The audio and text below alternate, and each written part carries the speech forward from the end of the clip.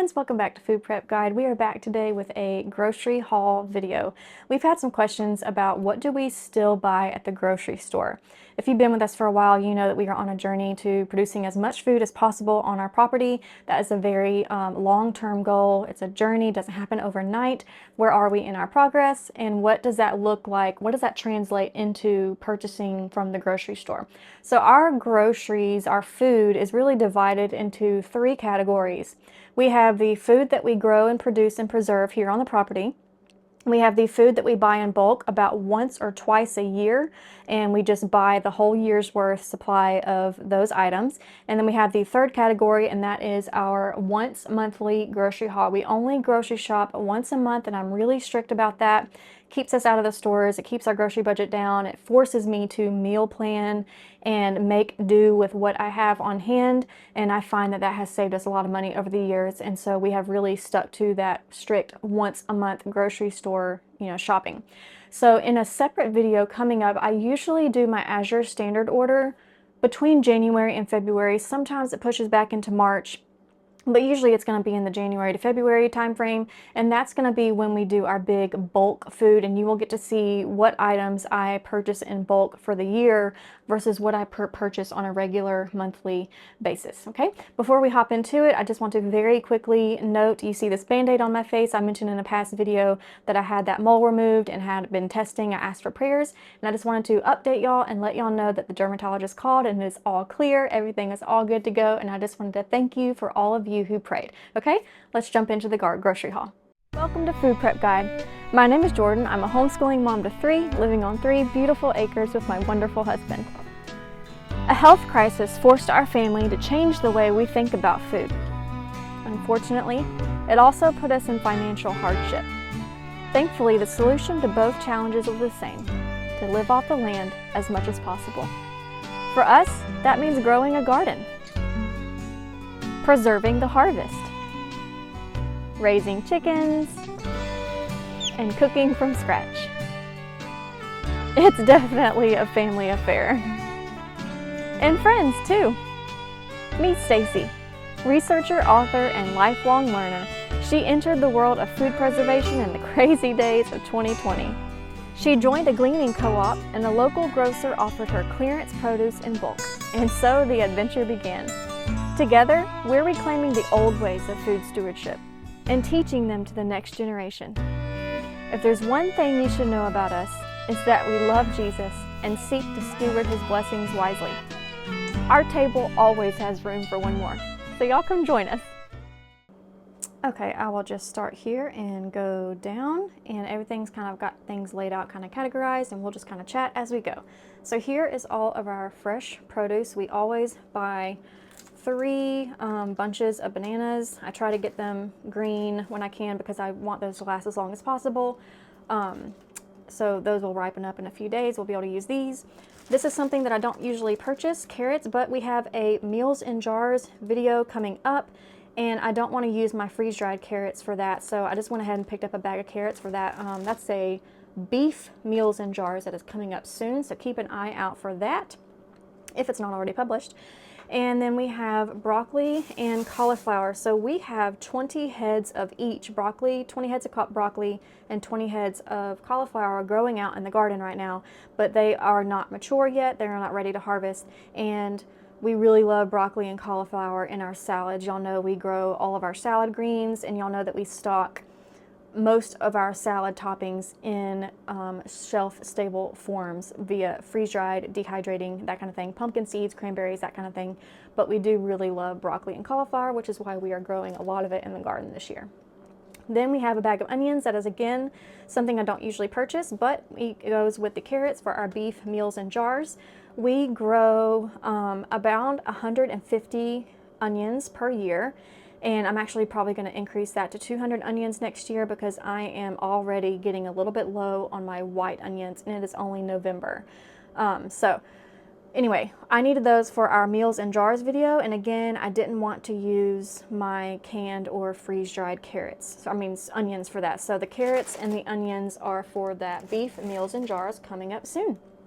Next, let's move into the dairy section. The dairy section is one of the largest sections of our grocery budget, because it's not something that we can produce here, and it's not something that I can really buy in bulk. I guess I could buy and freeze a bunch of cheese, but that's another thing that you will notice. I don't have a bunch of freezer stuff, things that goes into the freezer, because we really do not depend on our freezer a whole lot. We use our freezers mostly to hold our the meat that we process here on the property, the venison, the chickens, and stuff like that, and use it as like a holding place until I'm able to can it up and get it shelf stable. We lose power somewhat frequently around here, and so that's why we don't depend a lot on freezer space. But anyway, we have 4 containers of almond milk. This is what we make our smoothies with every morning. The unsweetened vanilla is our favorite. We go through approximately 3 to 4 gallons of milk per month. We do drink a little bit more than 3 gallons per month, but that's what's in my grocery budget, to get 3 of them, sometimes 4. And when we run out, we keep milk powder on hand to keep us from going to the grocery store to run and just get some milk, because I don't know about y'all, but trips to the grocery store just for milk and bread turns out to never be just for milk and bread, and it can really be a budget buster. So having that powdered milk on hand really just keeps us out of the grocery store. Next we have sour cream. That's for we have Taco Tuesday pretty much every Tuesday, so we need sour cream for that. We actually normally go through 4 containers of sour cream for the whole month, but I had 2 extra from last month. We didn't eat quite as much Tex-Mex food last month, and I had some extra, but we normally have 4 of those. I always get a couple packs of double packs of butter, and then our string cheese. This is what my children snack on a whole lot. And this is the specialty, I call it specialty type. It's just mozzarella and provolone. This is our pizza nights. We have pizza night every other Friday, and we make our own pizzas with our like pesto sauce. We make up an Alfredo sauce. Of course, we make and can pizza sauce every year. So the only thing I have to purchase for making pizzas is the cheese. We make the crust, and we freeze dry and dehydrate and can all of the toppings for the pizza. So that's one of the favorite things that I love about our meal plan, is being able to only have to purchase 1 or 2 things for a whole meal. It really helps us save money on that. So next is cream cheese, and actually I think I might be missing a couple of cream cheese. We normally have 2 to 3 double packs of cream cheese. So this is, my children love to put cream cheese on toast, of course bagels, but I use cream cheese to make our pasta sauces sometimes, like our stroganoff. I put cream cheese in it. Different things like that. Okay, moving on to our meat section, and this is kind of small this month because I had plenty of chicken in the freezer. We had an absolutely incredible deal lately, and I canned up a ton of chicken. And so we can up a lot of chicken, we can up a lot of venison. We actually almost never buy beef like you see here. This is chuck roast, but again, this is for the beef meals in jars video, so be looking out for that soon. But we use venison in place of beef mostly. Then we have some deli meat. I like to always keep a tub on hand because our lunches are pretty much salads from the garden, leftovers from the night before, soups that I have canned throughout the year. But there are times when either we don't have any of those things, or we've eaten so much of those things that we're really tired of it, and that's why I keep deli meat on hand for those lunches when we don't either have or want the salad, soup, or leftovers. Okay, next is our ground turkey. I will stretch, whenever we do have ground beef, I will stretch it with a roll of ground turkey, or sometimes I will simply only use ground turkey and stretch it with things like onions and carrots. You can also stretch it with lentils. We will have a lentil video coming up where we will show you how to use lentils in different ways. We had a lentil and black bean veggie burger last night, and it was actually really good, surprisingly. Okay, so next is sausage. This is my husband's absolute favorite type of sausage. That's pretty much for his Saturday breakfasts. I don't really cook with that. This sausage is for, we have a Spanish rice skillet where I used to use ground beef for it, but I was out one meal, and I used sausage instead, and it was so much better. So now we make our Spanish rice skillet.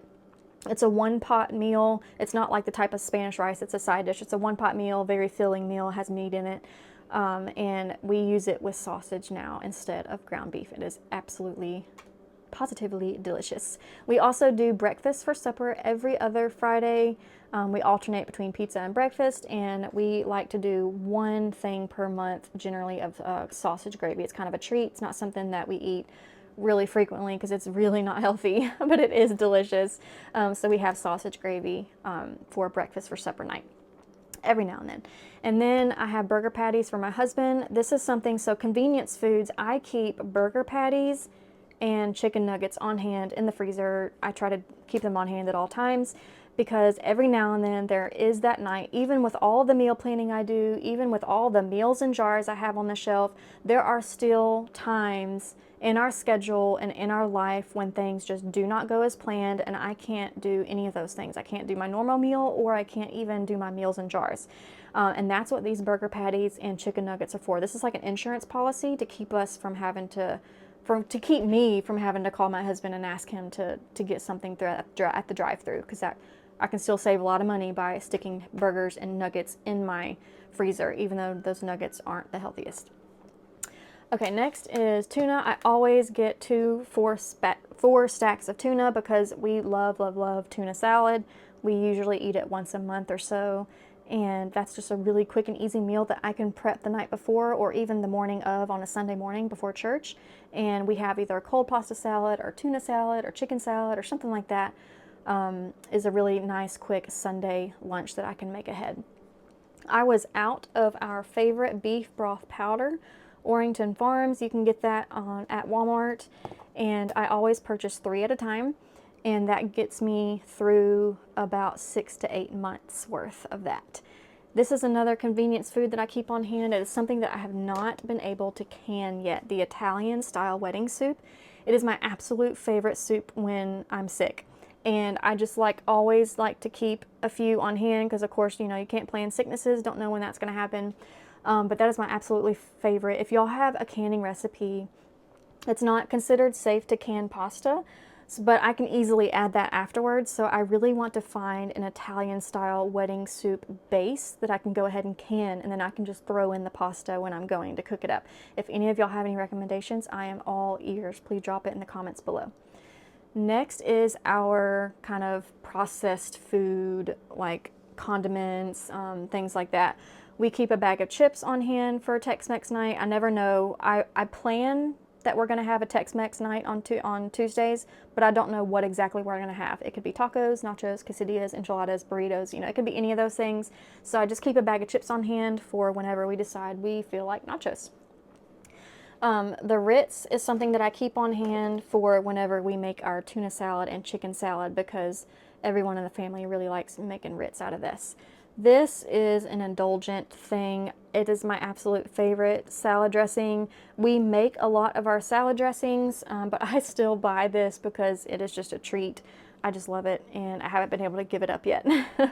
Okay, next is barbecue sauce. We can make and can our barbecue sauce this year, but the honey barbecue sauce from Kraft, and I'm really not brand specific. It can be other brands too. But whenever I make a very specific barbecue chicken dish, I still use the store-bought stuff because my homemade stuff does not taste like this honey barbecue kind. And I really want that flavor when I make that barbecue chicken.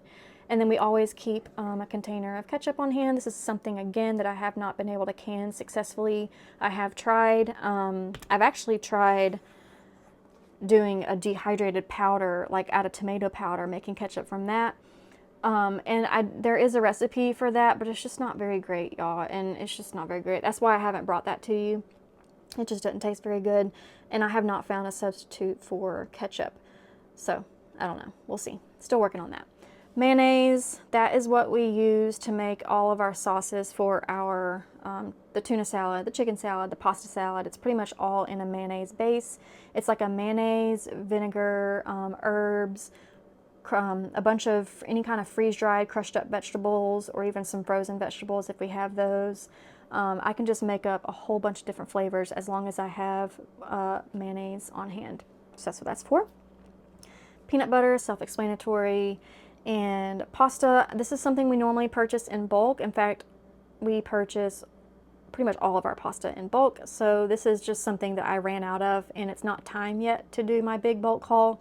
So I just needed to pick up a couple things of spaghetti because we have a chicken spaghetti on the meal plan for this month. And then I always keep 3 boxes of the off-brand of Cheerios on hand for my children. That is just, again, when I need something super duper quick because the morning is not going as planned. They don't usually go through all of those in a month, but I have them on hand just to cover me whenever I can't make our usual oatmeal or they can't make their usual fried egg breakfast. My husband's coffee, this is his favorite, black silk. I keep 2 things of bagels on hand for the kiddos, but of course that doesn't last all month. We are a family of 5, so 2 little packages of bagels does not last all month, but we consider it a treat around here. It's not something that we will have on hand, like when we run out, we're not going to go to the store and buy more. It's simply a treat while we have them. When they run out, we're out. We're not going to get any more until the next month. And I am still purchasing our sandwich bread at the store. I do make our sandwich bread. I am working on switching that over to sourdough, and I'm just not happy yet with my recipe. I'm not happy yet with my process. So for now, I am still purchasing 4 or 5 loaves of bread each month at the grocery store to get us through that month. But whenever I finally nail that sourdough bread process, I will bring it to you. I know that Pantry Mama has an excellent sourdough discard sandwich loaf bread, but I'm trying to do it like a once a month sourdough routine. Y'all know, if y'all have been with Food Prep Guy for a while, y'all know I really like to batch things. I don't want to be in the kitchen having to cook up bread every few days, so I'm working on a once a month routine, but I have not been able to nail that down yet. But that is all for the grocery haul. Like I said, couple things for the beef meals in jars coming up soon, so keep an eye on that. Will be published shortly. I hope that was helpful to y'all. Gives you an idea of what we still purchase from the grocery store, even though we grow most of our vegetables and purchase most of our dry goods in bulk once a year. This is what we still buy at the grocery store on a regular basis. I can't remember if I mentioned budget, but all of this pretty much once a month I'm spending about $400 a month. That also includes some things that I didn't show you. So for instance, I'll just go over this real quick. Vinegars, paper towels, toilet paper, dishwasher cleaners, any kind of cleaners, baby wipes, things like that, that all goes into our grocery budget. So anything that is consumable that we need to purchase on a regular monthly basis, that goes into our grocery budget, which is about $400 a month at this point in time in this season of life with the way prices are, the way that they are right now. That is about where we are at, which is significantly decreased from where we were before I started gardening and preserving. Okay, I hope that was helpful to y'all, and we will see you next time. Bye.